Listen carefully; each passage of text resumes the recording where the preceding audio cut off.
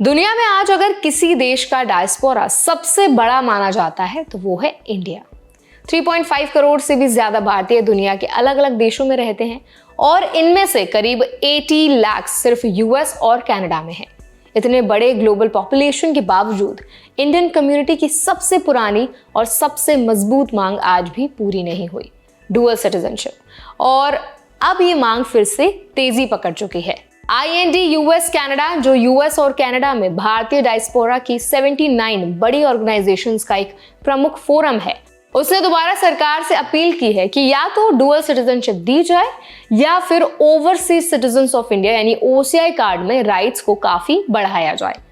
इस वीडियो में आज हम साफ साफ समझेंगे कि डिमांड क्यों बढ़ रही है, IND यूएस कनाडा क्या कह रहा है, डुअल सिटीजनशिप से इंडिया को क्या फायदा हो सकता है, यूएस और कनाडा में रहने वाले इंडियंस के लिए ये क्यों जरूरी है और इस समय इंडियंस को किन बातों का ध्यान रखना है। तो चलिए फिर जल्दी से वीडियो को स्टार्ट कर देते हैं। हाय, मेरा नाम है वर्षा दुबे और आप मुझे देख रहे हैं NBT टेक एड पर। IND यूएस कनाडा के हेड विक्रम बाजवा ने कहा है कि डुअल सिटीजनशिप कोई छोटा एडमिनिस्ट्रेटिव चेंज नहीं है, बल्कि एक ऐसा कदम है जो इंडिया की ग्लोबल पोजीशन को एक नए स्तर पर ले जा सकता है। उनके मुताबिक इजराइल, कनाडा, यूके, ऑस्ट्रेलिया और यहाँ तक कि पाकिस्तान जैसे देशों ने भी अपनी डायस्पोरा स्ट्रेंथ को बढ़ाने के लिए डुअल सिटीजनशिप का इस्तेमाल किया है। उनका कहना है कि अगर ये देश डुअल सिटीजनशिप से अपनी इकोनॉमी और ग्लोबल इन्फ्लुएंस को मजबूत कर सकते हैं तो इंडिया सिर्फ एक लाइफ लॉन्ग वीजा वाले OCI पर क्यों रुका हुआ है।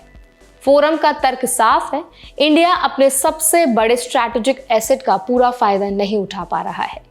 मिनिस्ट्री ऑफ एक्सटर्नल अफेयर्स के डेटा के अनुसार यूएस और कनाडा में रह रहे 80 लाख ओवरसीज इंडियंस वहां की economy, tech sector, research, real estate और एंटरप्रेन्योरशिप में की पोजीशंस पर हैं। लेकिन डुअल सिटीजनशिप ना होने की वजह से लॉन्ग टर्म स्टेबिलिटी नहीं बन पाती। इससे ना सिर्फ इंडिया इन्वेस्टमेंट खो देता है, बल्कि डायस्पोरा की इमोशनल और लीगल कनेक्शन भी कमजोर होती है। विक्रम बाजवा ने ये भी कहा कि डुअल सिटीजनशिप एक ऐसा हिस्टोरिक रिफॉर्म हो सकता है जो इंडिया को एक फ्यूचर रेडी ग्लोबल इकोनॉमी बनाने में मदद करेगा। उन्होंने इसे 22nd century idea for 21st century India कहा है, यानी सिर्फ आज की डिमांड नहीं बल्कि आने वाले समय की जरूरत है।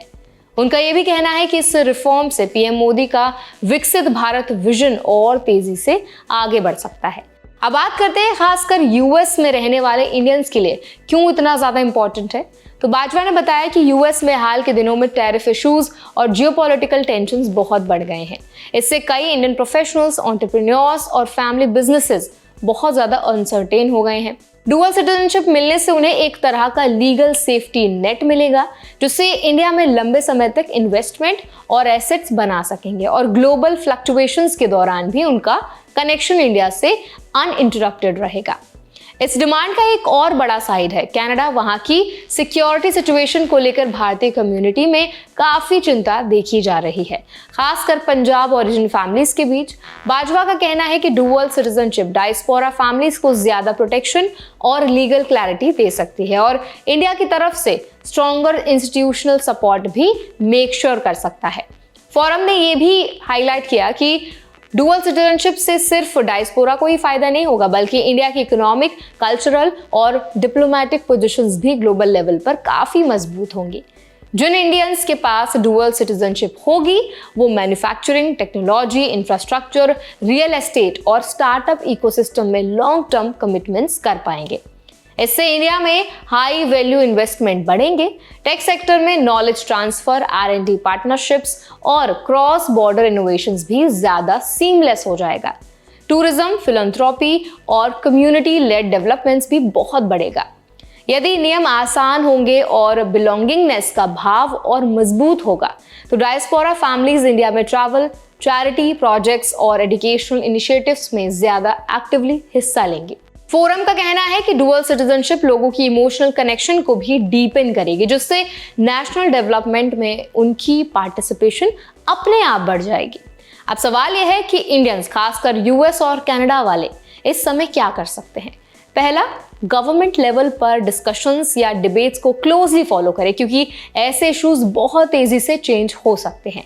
दूसरा, जो भी इंडियंस अपनी आइडेंटिटी, ट्रैवल रूल्स या राइट्स को लेकर कंफ्यूज्ड रहते हैं, उन्हें OCI से जुड़े राइट्स, रेस्ट्रिक्शंस और रिस्पॉन्सिबिलिटीज को क्लियरली समझना जरूरी है। तीसरा, इन्वेस्टमेंट डिसीजंस और लॉन्ग टर्म प्लानिंग करते वक्त ये मानकर चलना चाहिए कि पॉलिसीज धीरे धीरे इवॉल्व होती रहती हैं, इसीलिए डॉक्यूमेंटेशन, कंप्लायंस और इंडिया बेस्ड एसेट्स प्लानिंग हमेशा अपडेटेड रहनी चाहिए। तो आई होप ये वीडियो आपके लिए हेल्पफुल रही होगी। अगर ये वीडियो आपको अच्छा लगा हो तो वीडियो को लाइक करें, शेयर करें। ऐसे और भी अपडेट्स के लिए, वीडियोस के लिए, इन्फॉर्मेशन के लिए हमारा चैनल NBT Tech Ed को भी जरूर सब्सक्राइब करें।